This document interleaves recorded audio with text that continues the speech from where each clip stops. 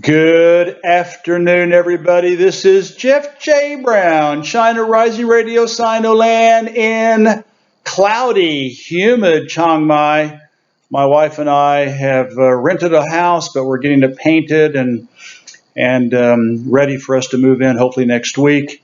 Where you see me here is actually a really nice apartment that some friends of ours use as a seasonal place, and they're back home, so they were very gracious to let us borrow their apartment until we could find a place to move in. Today is an important day. Mao Zedong died 43 years ago. Today, he made the world a much better, safer place for all of us. Pictured above, the man with the visionary plan.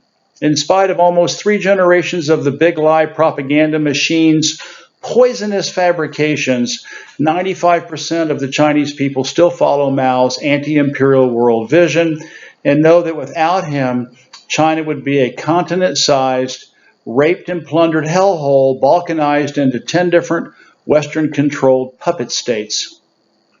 I took this photo in Changsha when I visited Mao's ancestral home. It is a huge statue of young Mao made collectively with the guidance of the Hunan provincial government. All right. On September 9th, 1976, Mao Zedong, humanity's most effective national leader ever and 20th century's most influential, died. 1976 had been a tough year already for the Chinese people. Premier Zhou Enlai and Marshal Zhu, both revered by the masses, had passed away, and just weeks before Mao died, China experienced one of the worst earthquakes in recorded history in Tangshan between Beijing and Tianjin. In spite of this quadruple blow to the national consciousness, the Chinese nation bounced back to where it is today. Mao's vision and teachings continue to guide and inspire his people into the future. The vast majority of humanity outside China is so brainwashed by the West's big lie propaganda machine, abbreviated BLPM, that they cannot even begin to imagine what a towering, visionary, and wildly successful national leader Mao Zedong truly was. My encomium for the man is, never in the history of the human race has one person done so much incredible good for so many people in such a short period of time. I did a huge amount of research into Mao Zedong when writing the China trilogy, see below. In my first book, 44 Days, I was still clinging to all the anti-communist socialist BLPM projectile vomit that has covered planet Earth knee-deep. Quote, Mao was a blood-drinking monster who lustily massacred tens of millions of his fellow citizens while cleaning his mossy-covered vampire fangs with his saurian claws. End of quote. Thanks to the uber-efficacious BLPM, that is unfortunately the image that the vast majority of the human race has about Mao Zedong. Very sad indeed, because he has much to teach every global citizen. I regretted those first book errors, set the record straight in book number 2, China Rising, and with even more research in book number 3, China is Communist, Damn It, explained who Mao really was as a person and a leader of 1/4 of the human race from the 1930s to 1976. Mao was not a killer. He was first and foremost a teacher and a charismatic, inspiring visionary who worked to create a more just, more democratic, more equitable society for the Chinese people, and he succeeded beyond anyone's wildest imaginings.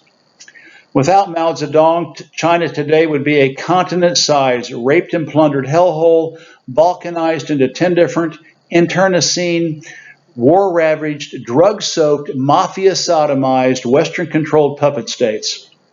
Think Afghanistan, Libya, Syria, Iraq, Yemen, Sudan, Somalia, and every other of the hundreds of countries and peoples Uranglo land has debauched, destroyed, exterminated, and exploited for the last 500 years.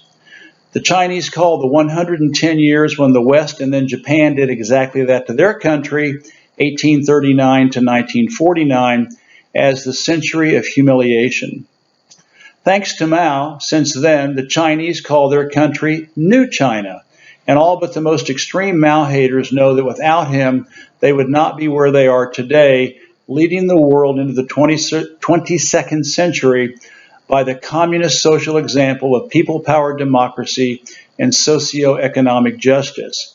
It's not even close. Case closed.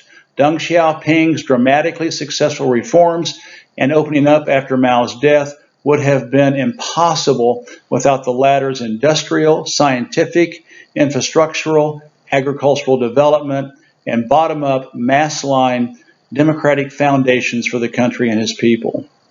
Even 95% of Mao haters in China acknowledge and accept his anti-imperial, anti-colonial world vision.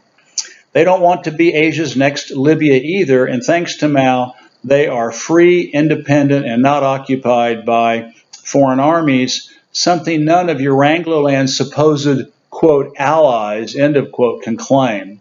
The world would be a very frightening, miserable place without New China, counterbalancing the West's soul and planet-destroying 6 E's of racism: expansionism, extermination, expropriation, extraction, enslavement, and evangelism. Because of Mao's once-in-human-history achievements, giving the Chinese people the vision, means, and moral authority to prosper, progress, and stand up to Western imperialism, your Anglo-land has spent billions of dollars and euros and continues to do so in Asia, Africa, Latin America, and Oceania to destroy Mao's dream, adopted by current President Xi Jinping as the Chinese dream, first for the country's people, and then as an alternative model of win-win cooperation and multipolar governance for all of humanity. The West capitalist elites are scared to death you may start demanding Mao's dream, the Chinese dream of a better world and shared vision for all peoples, starting with the oppressed global 99%. That is why they work 8 days a week, 25 hours a day, to keep you brainwashed and Pavlovian fearful of all the communist socialist success stories for the last 100 years, and continue to try to destroy their superior ways of life. As the Chinese are fond of saying, may Mao Zedong live 10,000 years. Mao Zedong, wan sui. If not in body, then in spirit. Mao's visionary struggle for socioeconomic justice and people's democracy continues across the globe. Note, besides extensive writings in the China Trilogy, see below, here are companion articles and podcasts I have done about Mao Zedong. This is Jeff J. Brown, China Rising Radio Sinoland, signing out from Chiang Mai, Thailand. Have a wonderful day.